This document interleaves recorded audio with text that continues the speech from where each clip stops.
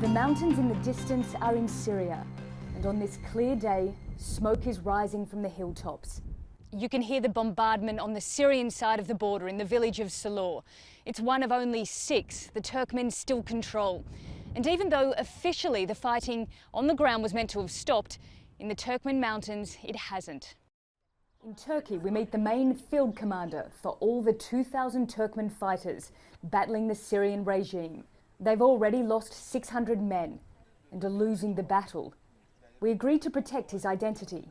4 months ago, we totally controlled the Turkmen mountains.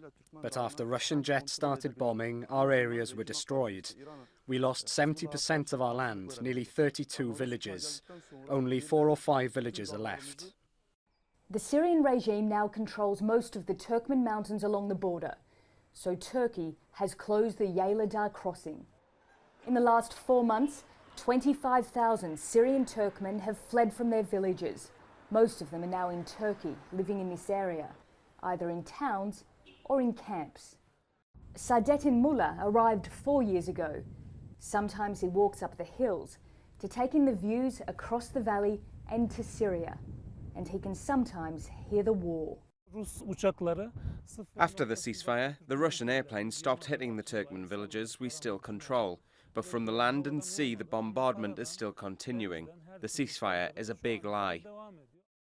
Fighters are running low on supplies, so Turkish groups are sending aid across the border.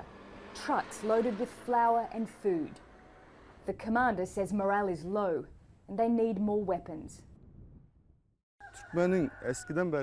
We have a saying, until the last village, we will never walk away. We can lose by force, but we can't decide to leave. And so he will return to Syria and to war. Nicole Johnston, TRT World, Yayladağ, Turkey.